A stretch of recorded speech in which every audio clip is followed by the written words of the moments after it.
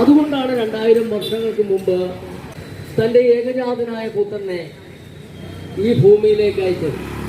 അങ്ങനെ ഈ ഭൂമിയിൽ വന്നു ഒരു മനുഷ്യനായി ജനിച്ചു വളർന്ന് 33ാമത്തെ വയസ്സിൽ ഈ ലോകത്തിൻ്റെ പാപങ്ങൾ ചുമന്ന് താൻ കാൽവരി ക്രൂശിൽ യാഗമായി തീരുവാനിടയാണ്. ഇതെല്ലാം നാം മനസ്സിലാക്കുമ്പോൾ അനാദി കാലങ്ങൾക്ക് മുമ്പ് ദൈവം നമ്മളെല്ലാം സ്നേഹിച്ചിരുന്ന ആ ദൈവത്തിൻ്റെ മഹാസ്നേഹമാണ്.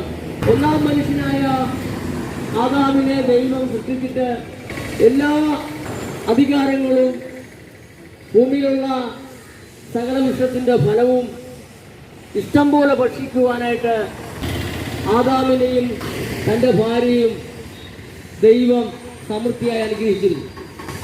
എന്നാൽ അവരുടെ സന്തോഷമായ ജീവിതം